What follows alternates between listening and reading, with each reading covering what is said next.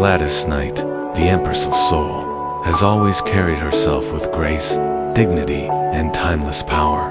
But at 81, the legendary singer stunned fans during a candid conversation when she dropped a bombshell. The names of 5 men she absolutely hated.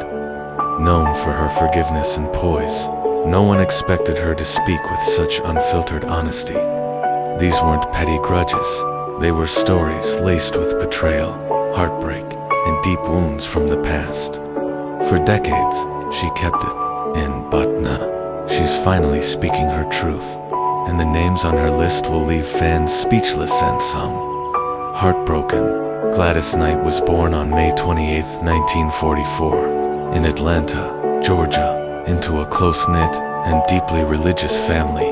Her father, a postal worker, and her mother, a nurse, instilled strong values of faith and discipline into their children. Gladys showed extraordinary musical talent at a young age. She sang in church choirs, and by the age of 8, she won the Ted Max Original Amateur Award moment that would spark her path toward music history. In 1952, she formed the group The Pips with her siblings and cousins. Together, they became Gladys Knight and the Pips, an iconic act that would dominate charts for decades, with hits like Midnight Train to Georgia and Neither One of Us. Known for her powerful voice and emotional delivery, Gladys gained respect not just for her vocal range, but also her resilience in the face of personal and industry hardships.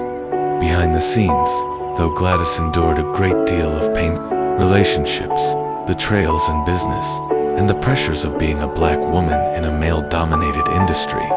While she rarely aired her grievances publicly, those who truly knew her understood that her silence held stories of deep hurt. Now, at 81, with a legacy secure and a soul seasoned by time, Gladys decided it was time to speak.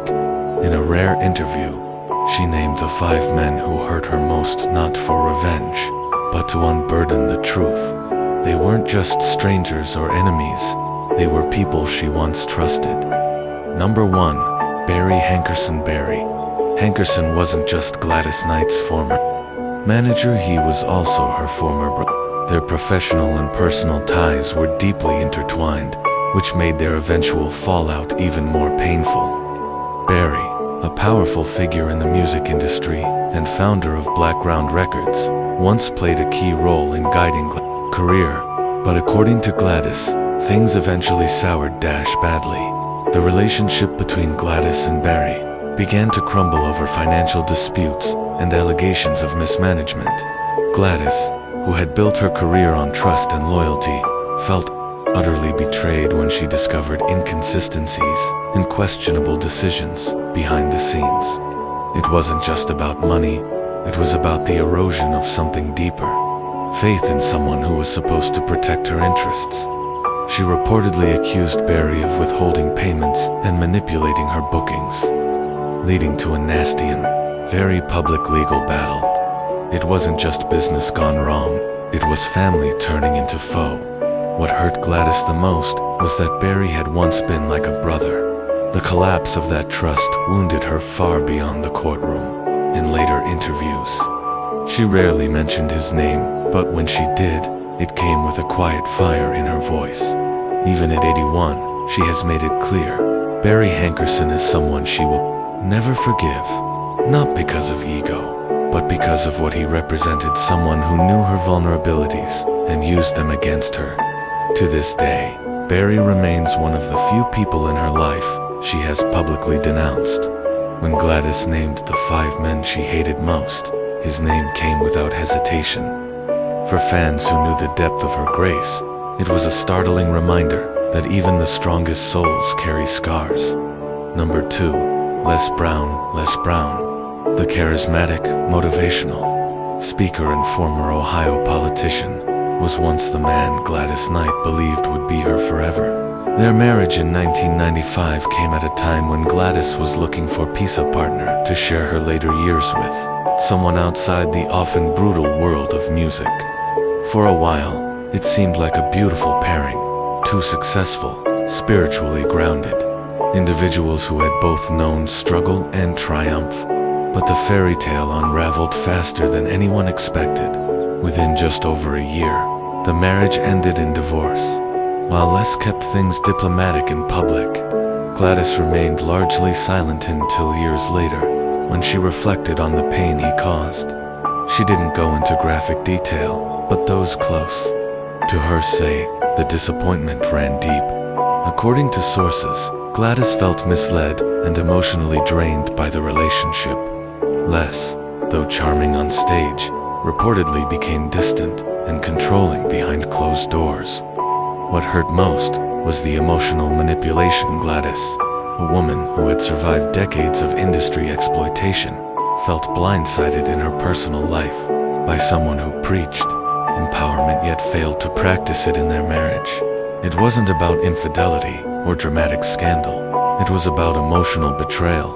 She once confided to a close friend that the relationship made her feel small, and at this stage in her life, that was unforgivable. The pain wasn't loud, it was the quiet disappointment of realizing someone you admired was not who you thought. When Gladys named the 5 men she hated most, Les Brown was not just an ex-husband, he was a symbol of a hope turned sour. She may have moved on, but the emotional residue of that marriage remains. To Gladys, Les represented not just heartbreak, but a failure of truth in love. Number 3. David Parton. David Parton, not to be confused with the country icon Dolly Parton's family, was a little-known figure to the public but to Gladys Knight. He was a ghost from her early professional past who left a lasting scar. In the mid-1960s, when Gladys Knight and the Pips were on the rise, but still battling for fair treatment in the industry, David was a mid-level executive who promised them the world and delivered almost nothing. He worked at a label that handled several soul and R&B acts during that era. According to Gladys, he was smooth-talking, persuasive, and always claimed he was looking out for their best interests. But as the years went by, it became clear that David was more interested in controlling the group than helping them succeed. Contracts were written with hidden clauses, royalties were delayed or vanished altogether, and decisions about their music were made without their consent. Gladys later called this period the darkest time in our journey. She believed David Parton preyed on their youth, their trust, and their hunger to break through in a difficult industry. When she finally confronted him, he allegedly dismissed her concerns as emotional and ungrateful, a response that cut deeply. The group eventually escaped that toxic deal, but the damage lingered, not just financially, but emotionally. David represented a type of predator that far too many artists, especially young black musicians, faced in those days. Someone who smiled while robbing them blind. When asked why she included him in her list of 5 men she hated most, Gladys answered simply, "Because he thought I was too naive to notice what he was doing. And when I did notice, he still didn't care." Her voice didn't tremble with rage, stood steady with long-earned clarity.